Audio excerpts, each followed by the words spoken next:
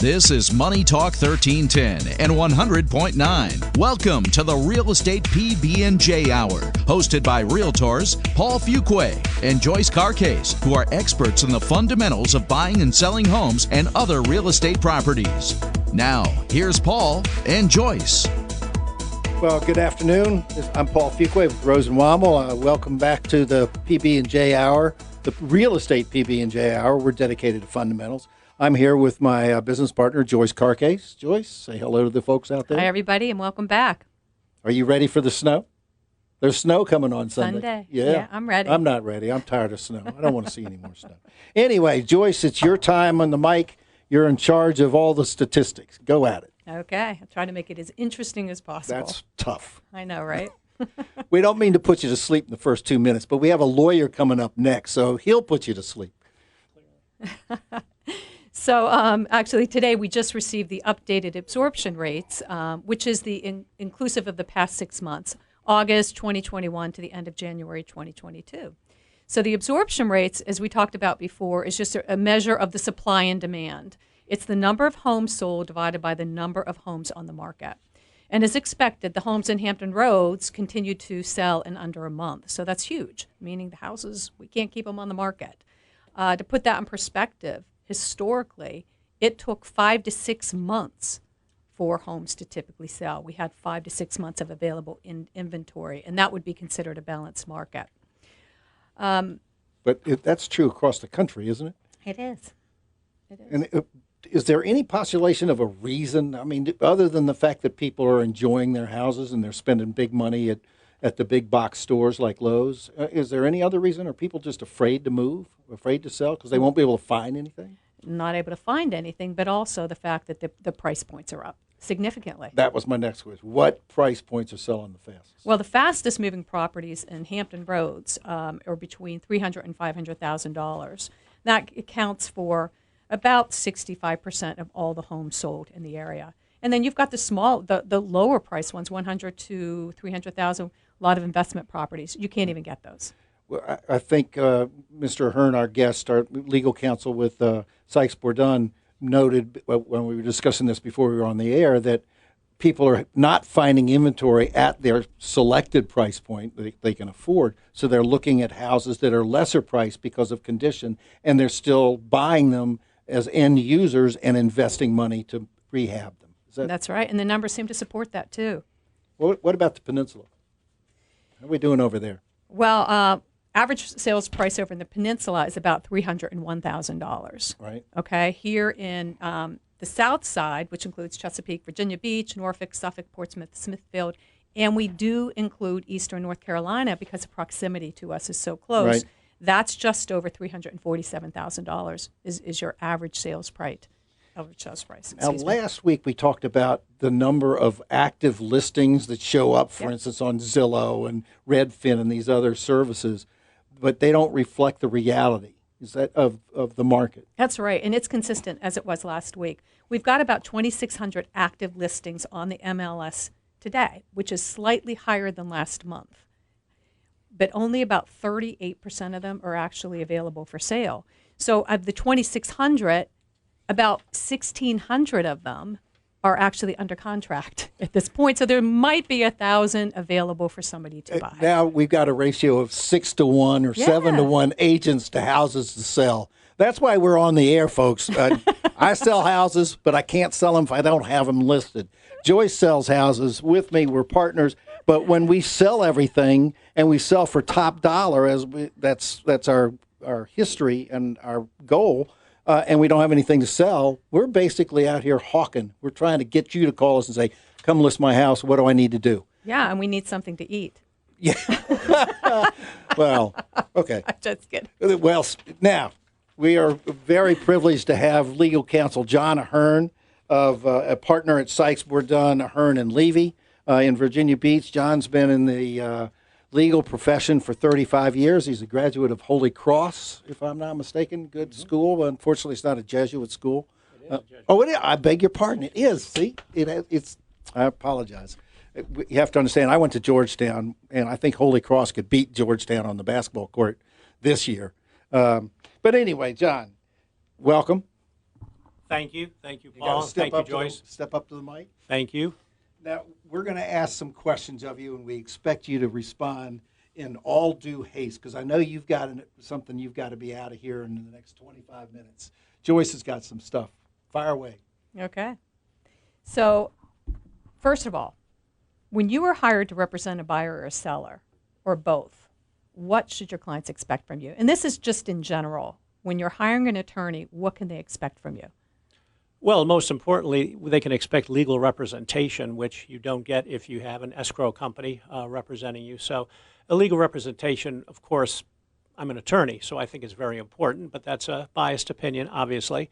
They are bargaining for responsiveness, people calling back, responding to their questions, and essentially telling them what they need to do, because most buyers and sellers don't buy and sell homes every day, and so they, the practices, procedures in the industry change over the years, and they're looking to us to help them make the right decisions.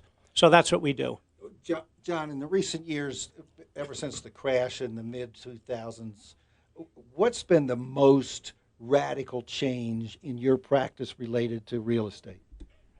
What has impacted your processing of the paperwork for a sale or a purchase on behalf of your clients, in contrast to where it was 5 years ago or 7 years ago? I would tell you, in my opinion, there are more title issues per file than I think I've ever seen in the 35 years I've been practicing. So from a title standpoint, it's very problematic. That's why if you buy a property, you want title insurance, you want a title policy, you want to hold on to that forever. The policy is good forever, and you want to make sure that you safekeep that for future problems, potentially. I know John, Joyce has a question. I do. So, a lot of people, they know they should have, or they have to have the title search. They know that they usually have the title insurance. What does that mean? What is a title search? Like, what are you doing when you're doing that?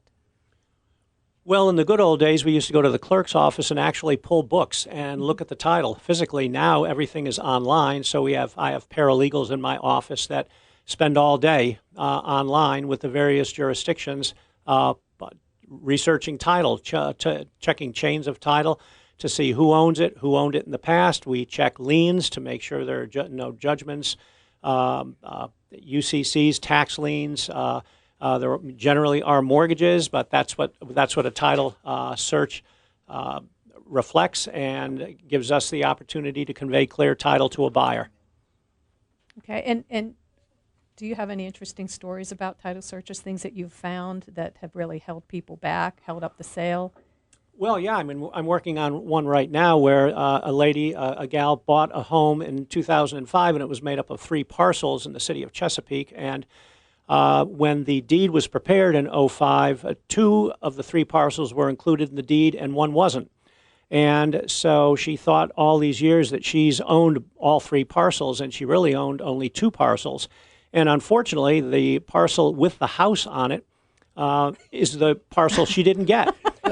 She got the 2 vacant parcels, so she's not happy. And it turns out that the parcel that she didn't get is now in an estate, and we're having to essentially bring suit to force the estate to convey the parcel that was omitted from the deed. So that's a pretty significant title defect. Oh, I'd say so.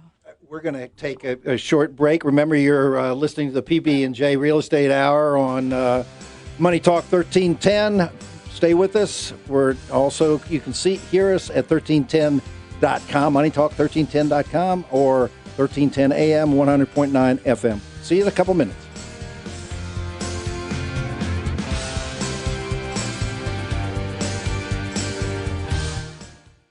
Money Talk Traffic. 64 eastbound, stalled vehicle now gone from the HRBT. There's a backup to 664. In Newport News, southbound 664 slowing, Roanoke Avenue to the Monarch Merrimack. Northbound side, an earlier wreck at the bridge is gone. There's a backup to the Western Freeway. On the secondaries, a wreck in Newport News, Denby Boulevard near Old Denby. Tony Hayes on Money Talk 1310 and 100.9. Here's Dave Ramsey with today's Ramsey Reality Check. The typical person who is wealthy, when they make a purchase decision, when they make any decisions with money, matter of fact, when they make almost any decisions, they think about how it's going to impact their lives 10, 20, 30, 40 years from now. Broke people think about Friday. Listen live weekdays at 2 on Money Talk 1310 and 100.9. How's the stomach, Ryan? Settling down. Did you ever think you'd be up there, weightless in the space station? I'm more like a boots on the ground person, Todd. Need to look at things from new angles. Okay, but... Take in the big picture. Certainly is big. How big? As big as... Our winter furnace giveaway. Actually, I was going to say... That's it exactly, Ryan. I'll give you a furnace for only $9.95 when you buy the matching AC. Gotta keep our team working in the cold months. See? Big picture. Feeling a bit queasy. I know we're not making much money, but... No, the lack of gravity. Ugh. Oh, I understand the gravity of the situation. Not sure you do. Houston, we have a problem. OneHourComfort.com. Always on time or... You don't pay a dime. OneHourComfort.com. We only have 63 furnaces left to give away. Still not feeling so... Don't worry, Ryan. Just look out the window. Not helping. Independently owned and operated. Have you wanted to speak a new language, but thought it would be too difficult? Then try Babbel. Babbel starts by teaching you words and phrases that gradually get more complex. Soon, you're practicing short conversations. So in 15 minutes a day, you'll be speaking a new language in a few weeks. Babbel is built around real life. It teaches you practical conversations that you will actually use. Babbel, language for life. Celebrating 10 million subscriptions sold. Now try Babbel for free. Just go to Babbel.com today. That's BABBEL.com. Adele Diamond has partnered with local florist and the Butcher's Son to create a special deal that will exceed her expectations this Valentine's Day. Receive a dozen roses and a steak dinner absolutely free with any jewelry purchase over $199. Make her fall in love all over again with sparkling earrings or a necklace from Adele Diamond. You'll be supporting 3 local businesses with one stop to Adele Diamond, located in Hilltop, Virginia Beach, and Greenbrier in Chesapeake. Extended holiday hours. Hurry! Offer valid while supplies last. The Yuengling Shamrock Marathon Weekend is celebrating its 50th running on March 18th through 20th. Come find your pot of gold at the Virginia Beach oceanfront. Claim your spot before the event sells out at shamrockmarathon.com. Welcome back to the Real Estate PB&J Hour on Money Talk 1310 and 100.9. Rose and Womble Realtors, Paul Fuquay and Joyce Carcase continue their discussion of the fundamentals of home buying and selling. Welcome back. This is Joyce Carcase. We are here with our special guest, Jon Ahern, partner at Sykes, Bourdon, Ahern and Levy in Virginia Beach. Like to actually continue our conversation. We were just talking about title searches. Now I'd like to ask him again, why is it that do consumers or buyers need title insurance, or do they? Well, first I'd like to give a shout out to Molly Kaiser. I told her I'd do that, so I just wanted to do that for her. She's my associate, and she's an excellent attorney. So let me answer that question, Joyce, by saying you can't find a lender on this green earth that will make a loan without title insurance. So that should tell you how important it is. And I will tell you this, when I started in this industry 35 years ago, I would bet maybe 20 or 30% of my buyers actually purchased title insurance.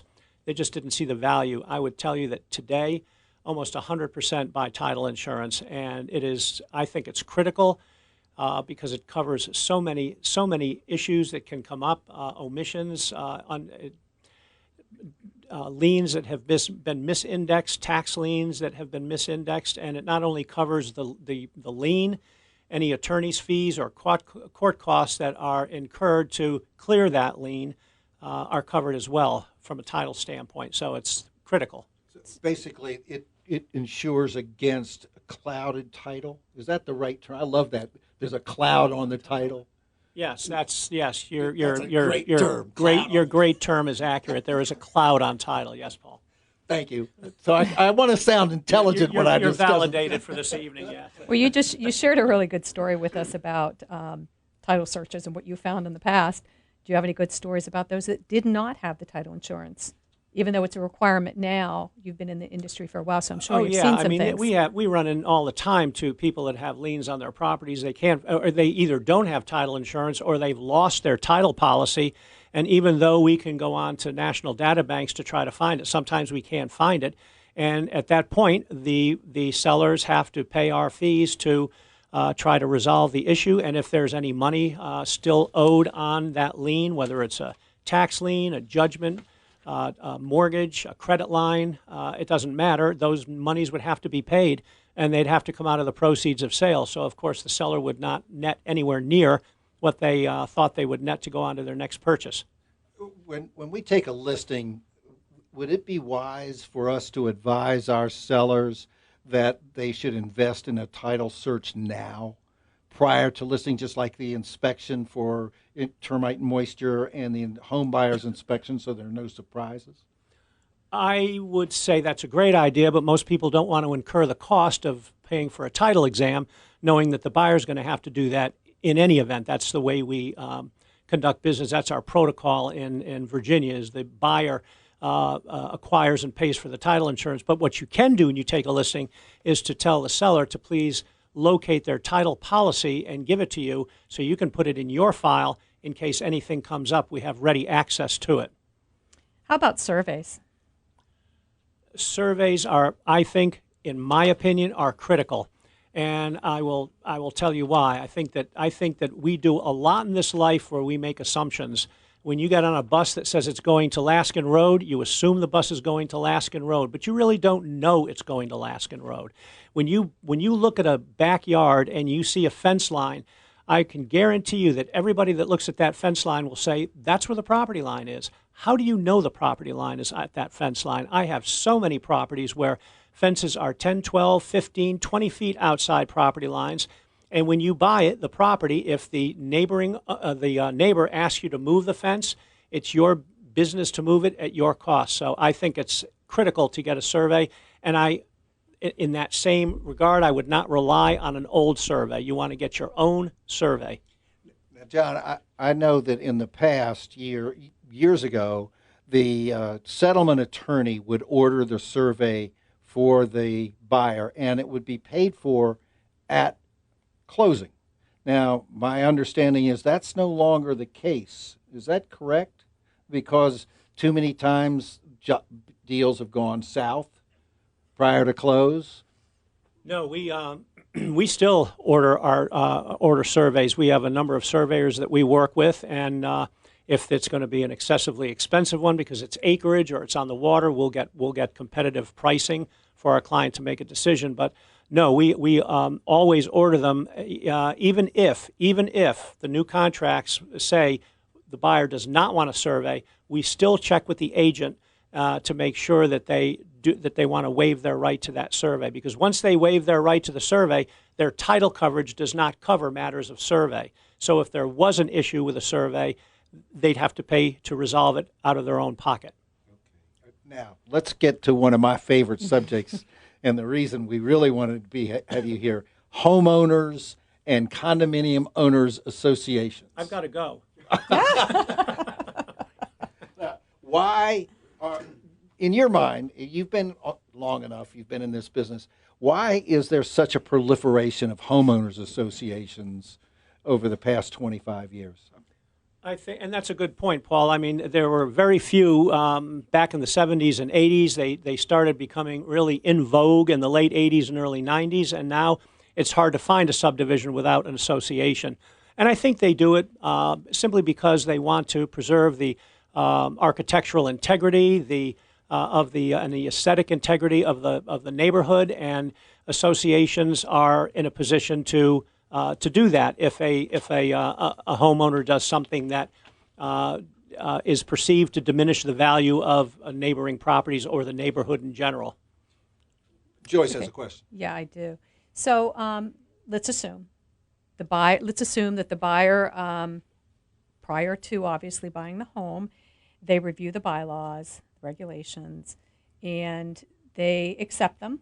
They do have a 3-day period during the buying process where they can review those documents, and if they don't agree with them, they can walk away, right?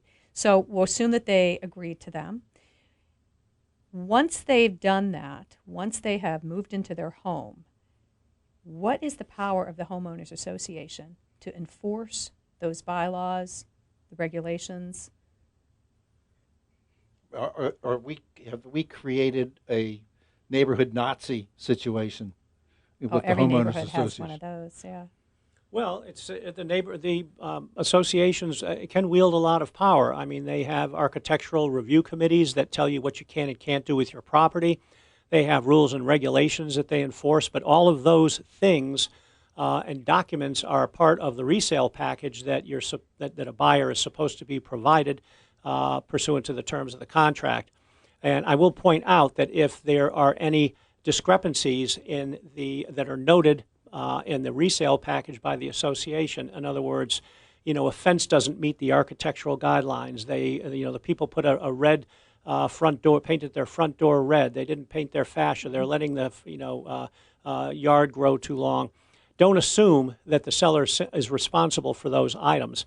The seller isn't responsible for those items. When I say that, if the association had to take action, the association liens the property. It's a lien against the property. At that point, can they actually hold up a closing because of that lien? That lien has to be resolved. And is there litigation or arbitration, or how does somebody protest the fact that they're putting a lien on it because the front door is blue instead of red? Well, and quite often generally speaking, the association can hold up a closing for matters of money. And when I say hold up, it means that they will not allow it, they'll say they won't allow it to close. As a practical matter, it can still close. They simply have the right to enforce that delinquent due or that penalty against the unit. And if the buyer is foolish enough to close without that money being paid, they may very well be subject to the lawsuit to enforce. We have a caller here on the show, the Real Estate PB&J Hour. Let's go to Lori, who is on the line right now. Hello, Lori. Yes, I'm not sure if this question was just answered, but I really want to know how much power the home associations have because, we live in a neighborhood where a very expensive homeowners association exists, and we have a neighbor who just gets warning after warning, like letter after letter, and it doesn't seem to ever change the situation, like the appearance of his home or his lawn or his actual doesn't maintain the premises. Yeah, like the curb appeal and the I'm whole. going to ask Mr. Ahern to step up to the mic and answer that question, and I think he has in part. But John, did you get the gist of the question? My understanding is that there's either a next door neighbor or a neighbor in close proximity who doesn't maintain their property, and it's probably serving to either create a nuisance or an eyesore, or even diminish the value of neighboring properties. Is that kind of accurate? It is, but to the point where he's actually already overcome a lot of letters, and I want to say even possible court litigation probably. So I'm just wondering how much power does the home association actually have? Like, people really buy into these properties when they think that their resale value will be upheld. But in reality, some of the neighbors are throwing their letters away that they get from the association. So I'm just wondering, what is the reality here? The reality, honestly, is it's not a very user-friendly system, and I don't say that lightly. I don't say it jokingly because it isn't. If the association is unwilling to take action to enforce violations that they see coming before them, and it could be for any number of reasons. It could be political. It could be because of the cost of resolving it. There's not a lot you can do at that point. Right. There How just much isn't. weight? How much? Oh, go ahead. How much influence or weight has the pandemic had on the association? Because that also, I'm wondering if that could be, because I don't notice, the association going Well, I will around. tell you, not to cut you off, ma'am, but I will tell you that No. we have a number of resale packages now that come through that one of the things the package is supposed to contain, pursuant to state law, is the last 6 months of minutes of the board meetings, so that you can get a flavor of what's going on with the executive committee or the board of directors, whatever they call their governing body. And a lot of associations have suspended meetings for up to a year. We just had a settlement close on a property, and they suspended meetings for a year because they didn't do them on Zoom. I don't know why they didn't do them remotely, but they didn't do them at all. And frankly, I had a statement signed by the buyer saying that he understood that there had been no meetings for a year, and he had no way of knowing what direction the association might be going with special assessments or things like that. Mm-hmm. Right. Thank you very much for calling. We thank you so much for answering the question. We appreciate it. Well, hopefully you'll keep us on your radio dial at moneytalk1310.com or 1310 AM or 100.9 FM. I'm Paul Fuqua. This is the Real Estate PB&J Hour. We're speaking, and my partner Joyce Carcase is here, and we're speaking with Jon Ahern. You had another question, did you not, on what's the difference for the public between a homeowners association and a condominium owners association, especially in terms of the power over the properties? I don't think there really is any. There's one obviously that one association manages or runs a condominium regime or a subdivision, and one runs just a subdivision that has an association, a homeowners association. But really, there's no difference between the two, other than the form of ownership of the property. And all right, define for me, because I'm thick. It's later in the day. The difference between fee simple ownership and a condo ownership. Let's say we're talking about two properties next to one another at the north end of Virginia Beach. Both of them are $1 million properties. One's a 2-unit condo, one's a single family. Fee simple. What's the fundamental legal difference? You can own title to both by fee simple. The condominium is really the form of ownership. When I say that, you have, instead of having a yard, a private yard with a private home, you have common elements that you share and limited common elements that you share with your neighbor. But you can obviously own or take title by a fee simple deed, general warranty deed, to either one. There's no difference between the condominium deed and a deed for a single family residence. When we're dealing with a condominium, would it be correct to say that when you own the condominium, you own the air rights to the land, because everything underneath it is owned by the owners of the condos that are located on that? Is that correct? I've sold millions of dollars worth of condos, and this is kind of not upsetting, but I'm trying to get clarification. Well, I think that anything that's outside of the four corners of or the box of the condo itself, in other words, from the studs in, is what your unit is defined as. From everything out from the studs out is common area, and so that's owned jointly with in some percentage with however, depending upon how many units there are. So if you're walking out on the parking pads of a condominium, anybody can do that. So when you say the air rights, I mean any unit owner can walk on those unless there is but based on allocation of common areas or elements, it may be that they can't park their car there, but they can certainly walk on it. John, we greatly appreciate your being a guest. Do you want to give us some contact information in case someone has a compelling legal case? I know you have a phone number. We have a phone number. It's 499-8971, or you can always email me at jmahern@sykesbourdon.com. Bourdon.com. Thank you, John, very much Thank for you, being John. here. We hope that we'll be able to get you back on the show sometime in the coming months. Appreciate it. Okay.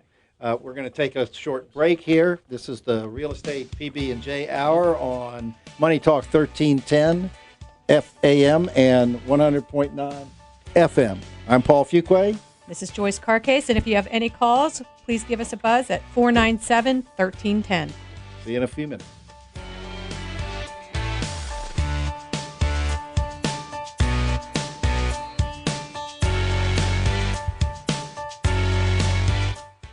Money Talk Traffic. Earlier problems on the peninsula has left us with some big backups. 64 eastbound in Hampton is stop and go from 664 to the HRBT. And on the southbound side of 664 in Newport News, there's a backup that runs from the Monarch Merrimack back to Roanoke Avenue.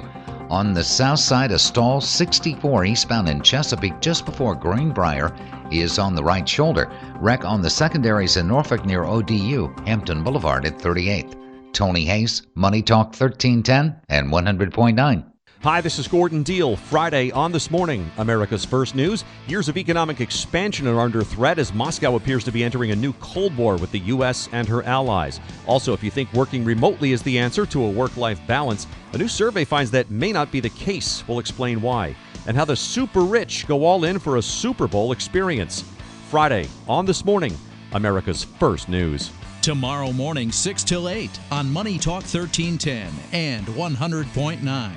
Finding the perfect romantic gift she'll love is easy at Diamonds Direct this Valentine's. With an expanded selection of designer jewelry and our best offer ever, 5 years, 0-interest financing. Your love is always our passion at Diamonds Direct, but especially on Valentine's Day. So we're holding nothing back. Pick any item, get our best value price, and spread your payments over 5 years with 0-interest financing. Everything's included. Diamond stud earrings, diamond eternity bands, layered necklaces, pendants, bangles, colored gemstones, and of course, the largest selection of diamonds and engagement rings in America. And this weekend, we're also showcasing all new collections from our top designers like Tacori, Verragio, Simon G, and others. No matter what you choose for the one you love, you'll get the best price and 5 years 0-interest financing. We're even open this Sunday with special pregame shopping hours 11 to 4. Get more details and even shop online at diamondsdirect.com. Diamonds Direct, your love, our passion.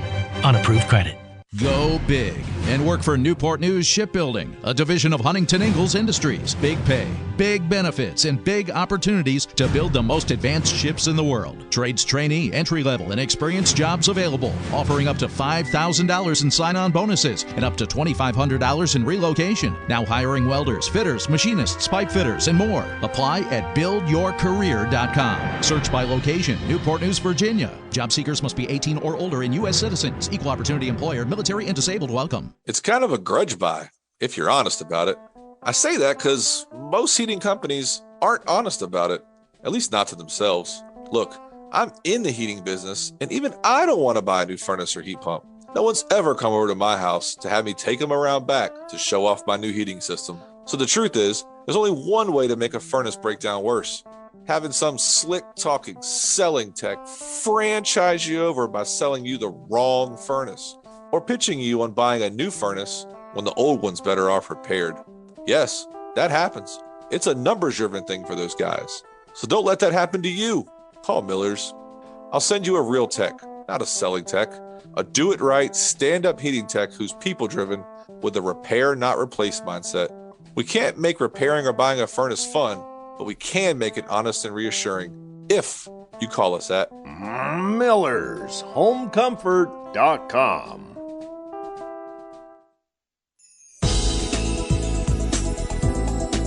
Welcome back to the Real Estate PB&J Hour on Money Talk 1310 and 100.9. Rose and Womble Realtors, Paul Fuquay and Joyce Carcase continue their discussion of the fundamentals of home buying and selling.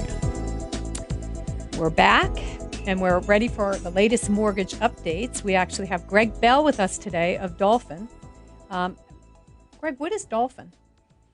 Hey, it's a pleasure. I appreciate you having me on. Dolfin Home Loans, we are a mortgage broker, so a little bit different than your typical retail lender or bank lender that you might have worked with in the past. We We take your application and we shop it around with 30 different national wholesale lenders. And, we're there to make sure that you're getting the best deal that's out there.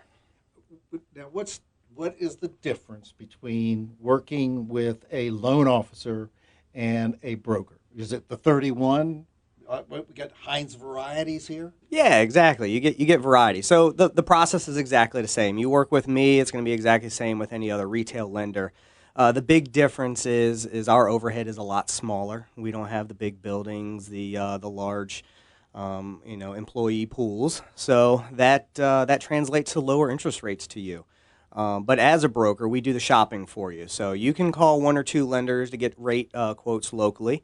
You call me, and I'm going to shop it with over 30 different national wholesale lenders to make sure you are getting that best deal. So that's a big benefit. Can you tell us what's going on in the market today? Interest rates?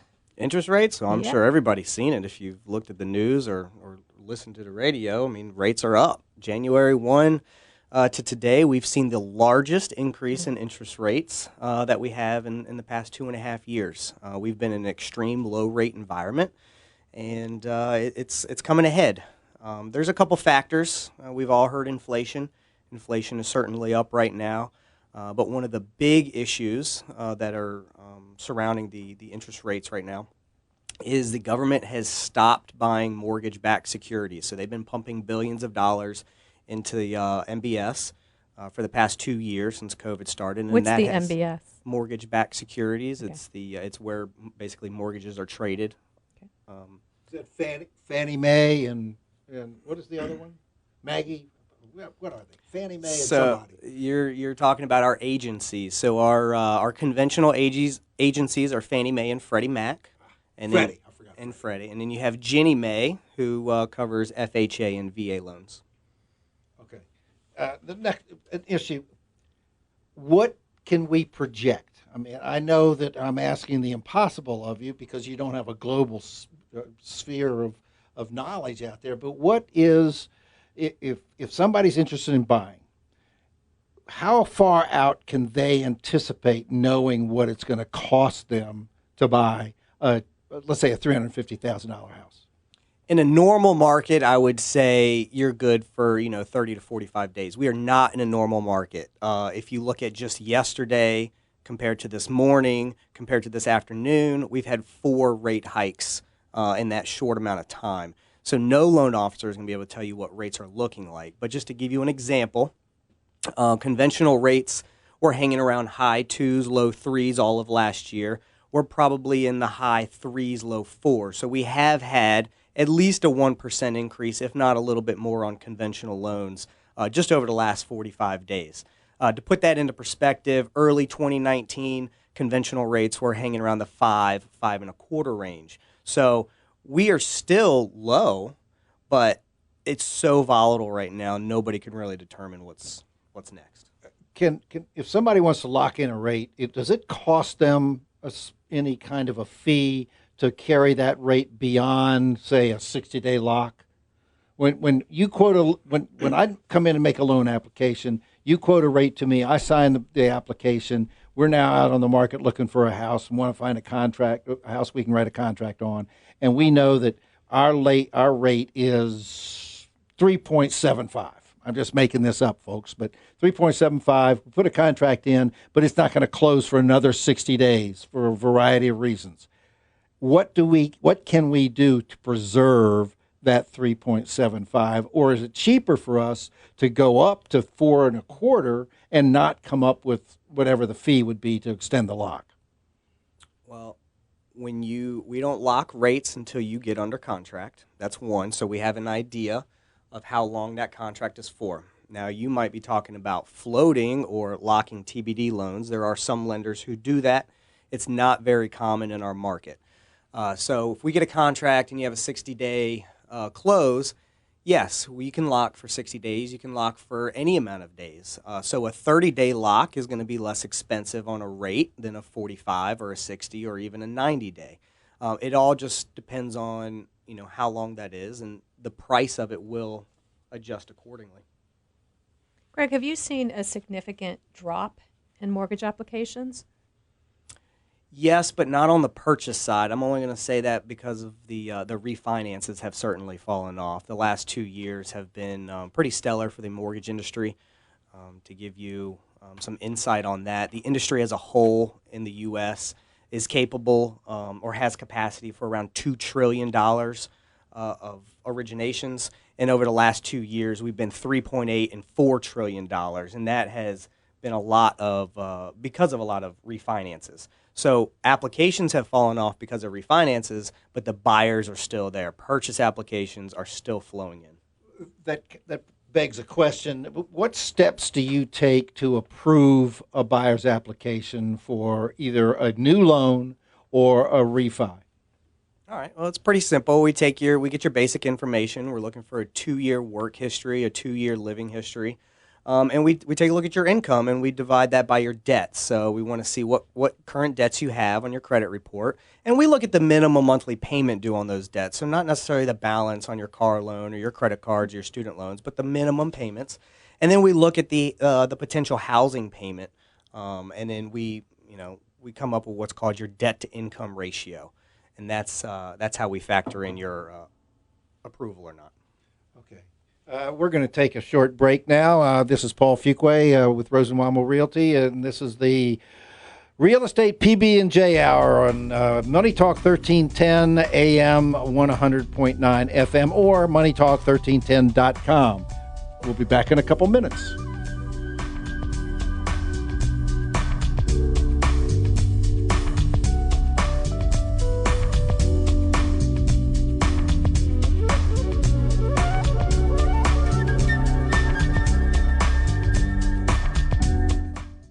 Hi, this is Kelsey Grammer. When military service members head into battle, none are expected to face the enemy alone, but many return home and become isolated as they struggle with the visible and invisible wounds of war.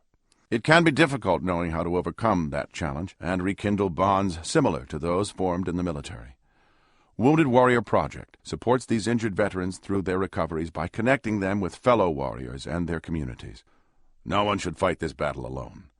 Join us at woundedwarriorproject.org. The YMCA is just a starting line, for the true self blooms only when we find our purpose, what makes us tick below the surface. Y is the before work hustle, an after school home, a section of my block, a corner to call my own. With my Y, I stand strong, seen and supported all along. It's a million faces in a mirror, and everyone belongs. Find your Y. Join today at ymca.org for a better us. When a child is diagnosed with cancer, the last thing parents should have to worry about is how to pay for it. This is a St. Jude moment. Calvin got diagnosed June 10th of 2018. He has rhabdomyosarcoma, a soft tissue cancer. One oncologist told us if it was my son, we'd go to St. Jude. And within 24 hours, we were on a plane headed here. It's hard to fathom what St. Jude has done for us. They've really given our family hope. For the donors out there, it's just amazing. I never thought we would be in this place. And it's people like you that help us and help St. Jude provide for a family like ours. St. Jude is like the gold at the end of a rainbow, and we are so grateful and thankful for everything. Finding cures, saving children. Learn more at stjude.org. When a student lacks basic needs like food, clothing, and learning materials, attending school can be a challenge. And that can make it impossible to thrive. At Communities in Schools, we address this issue by ensuring that students have everything they need to re-engage in learning, access to technology and school supplies, and even emotional support. By bringing communities of support to students, we're achieving equitable learning conditions. And that's what Communities in Schools is all about. Learn more at communitiesinschools.org. Welcome back to the Real Estate PB&J Hour on Money Talk 1310 and 100.9. Rosenwamel Realtors, Paul Fuqua and Joyce Carcase continue their discussion of the fundamentals of home buying and selling. Welcome back. We're here with Greg Bell of Dolfin. Greg has been giving us some updates on the market. He's been an expert in the industry for more than 10 years, so he's really been able to give us a a nice overview of what's happening today and really what's happened historically as well. So actually, I wanted to ask you a question about what trends you're seeing. I know you used to do some investment flip properties and all. Are you seeing that with home buyers today? Second homes, et cetera?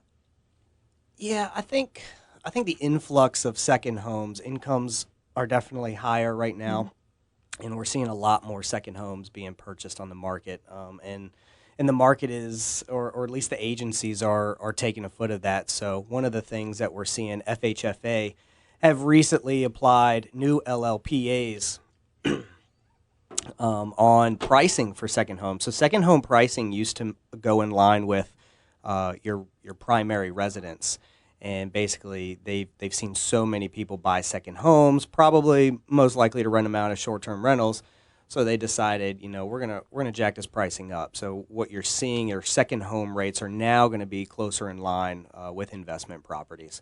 But yeah, we're seeing a lot of people pick up homes, lake houses, the Outer Banks, up in the mountains. And then, as far as investments go, the market's just so tight, as you guys have noted. It's hard to even find rental properties at this point. It is. Let me ask you, Greg, if I want to make a loan, I found something out there in the valley, Shenandoah Valley on the mountain, and I've got this beautiful view and I can afford it monthly. How long does it take to process the application for that? How quickly would I know once I've given you all the information you've asked for? The great thing about that right now is capacity is at an all-time high because most lenders ramped up with employees over the last 2 years because of the refinance boom, and that has drifted lower. Underwriting turn times are so fast. We are submitting files in the morning, 9, 10 o'clock in the morning with a package, and actually coming out with conditional approval in the afternoon. So we're seeing that left and right. Now, you mentioned buying a house in the Shenandoah, and that's actually a two-part thing. So the underwriting and the loan side's no problem. But what we're finding is that's actually difficult on getting appraisals back, and we're seeing 45, 60 days just to get an appraisal assigned and actually coming back to us. Now, we recently sold a very expensive house, and we were it was our listing, representing the sellers, and we were dumbfounded when we were notified that the buyer was going to waive the appraisal. And how can a lender sanction that? So without knowing the specifics of their file, there's one of two things. One, are we sure that they were financing the property? Yes. All right. So if they were doing a conventional loan, Fannie and Freddie, it's possible that their lender got what's called an appraisal waiver. So if they are putting down a certain amount of money, probably 25%, if not more, on that particular property, that lender's going to run what's called DU, Desktop Underwriter. And that system is backed by Fannie, and LP is backed by Freddie Mac. And if there's enough comps in the area and the system believes that the value is good, then most likely they got what's called an appraisal waiver. And at that point, the buyer can waive the right to order an appraisal. Is there a threshold of what the money down, or what the skin in the game from the seller or buyer has to be? There's nothing on black and white on paper of what it is, but what we find is that I have not received one with less than 25% down. Now, that begs another question. VA loans. Yes. Is the processing time for a VA loan, both application process and the actual closing process, is it more extended than a conventional or an FHA loan, for instance? VA we're talking about. Not at all. It's all the same in our world. VA, FHA, conventional, and even if we get into the non-QM, non-qualified mortgage loans, portfolio-style loans, very quick turn times at this point. Explain what a portfolio loan is for the audience. Remember, we're here. This is the Real Estate PB&J Hour on Money Talk 1310 AM, 100.9 FM. I'm Paul Fuqua, Joyce Carcase, and we're speaking to and with Greg Bell of Dolfin Home Mortgages. Portfolio non-QM. So we talked earlier about our agencies, Fannie Mae, Freddie Mac, and Ginnie Mae. They back your conventional, your FHA, and your VA loans. Now there's a whole world of non-QM. These are non-agency loans, bank statement loans for your self-employed borrowers, where basically we take their business bank statements, deposits, and use that as their qualifying income. You've got DSCR, investor cash flow loan products. This is a product that we do not look at the borrower's income at all. We look at the subject property. So we look at what that subject property could bring in for rents, and that's what we use for qualification purposes. So, in essence, I could find a 6-unit apartment building in a nice area in this region, nice neighborhood, and because I can justify the interest, or rather the income from it, my income would not be considered in the funding of that purchase. Is that correct? Yes and no. You said 6 units. 4 units max on residential properties. Anything above that would be considered commercial. So let's say you found a quadplex, then yes. We wouldn't have to use your tax returns. We wouldn't use your income at all. We would order an appraisal and also a 1007 appraisal, which looks at the potential rents for that particular property. And as long as those rents cover the mortgage payment, the loan is cleared. Greg, I have a question for you. Are you seeing a difference in local buyers versus out-of-town buyers migrating into our area? Not outside of the military. Obviously, we're a heavy military. We get a lot of PCSing. Wait a minute. You throw out these letters. Don't say a PCS. I don't know what a PCS is, and nor does our audience. Stop the vernacular. You know, this is plain Jane pipe racks. All right. So when the military gets transferred to a new base, that's the people that I'm talking about moving into our area. Outside of that, maybe in the Outer Banks district, the Wintergreens and the Lake Gastons, I'm seeing a lot of people from New England and maybe out west buy second homes and even some short-term rental properties.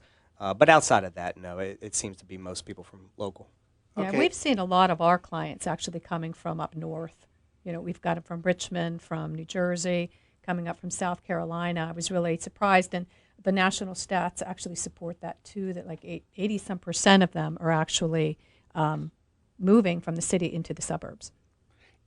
It's all, I guess, if you're a person from New York City, all of Hampton Roads is a suburb.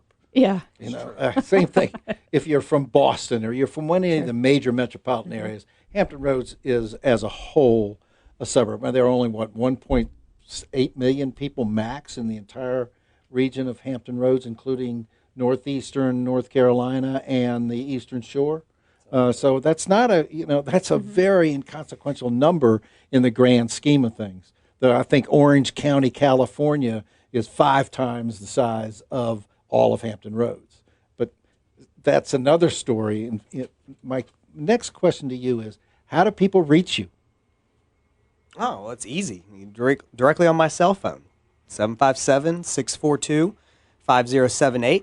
My email address is Greg, Greg, at mydolfin.com, DOLFIN.com. And I'm happy to talk to you anytime. Who named your firm Dolfin, DOLFIN? That would be our founder, Jason Andrews. The FIN part is supposed to be a play on financial. So, it has nothing to do with the fish. No, not really. Do you ever get confused for a fish? No, but we do a lot for our oceans. We do a lot of beach cleanups and, really try to spread the word and, give back as much as we can. Are they local? Yeah, so we have a branch here in Virginia Beach, and we also have a branch in Charlotte, and we're getting ready to open one in Florida. That's exciting.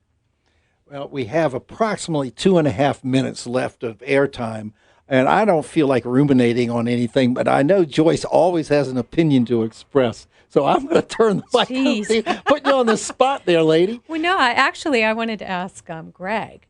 So, we love our mortgage lenders, and they always have the best stories about things that have gone wrong, unfortunately, at the last minute. Do you have any stories to share with us? You got 1 minute. 1 minute. Well, It's funny because as I told you when I walked in here, I got a message from one of our processors to check on a file, and it seems I may have just had a borrower quit his job right before closing. And if you are in the process of buying a house, I suggest that you do not quit your job during the process and maybe wait till afterwards because it is double-checked right before closing. Will that disqualify him from the loan? It won't close? So I haven't had a conversation with him yet. So if he happens to have a job lined up, then we might be able to save it. If there is no job lined up, then yes, the loan is dead. Okay, that's a great thing to end up this show on now. Well, actually, why don't you tell them about who our special guest is next week? Next week we're going to be on Thursday. Thursday. 5 o'clock. 5 to 6. This station, 1310 AM, 100.9 FM, Money Talk, and moneytalk1310.com. And we're going to have the Deputy City Manager and Director of Economic Development for the City of Virginia Beach, Taylor Adams. And we've asked him to do a complete study of the effects of the city on residential development and home prices and your ability to have clean streets and trash pickup and flood control and less noise at the oceanfront on Friday nights. So Taylor has a big list of things to look up and report to us on. We're trying to put him on the spot. It's going to be a great show. I think, tune in next week. This is Paul Fuquay. This is Joyce Carcase. We're with Rosenwomble, and you've listened to, and we thank you for listening, the Real Estate PB&J Hour on moneytalk1310.com, AM, and 100.9 FM. Bye-bye. See you next week.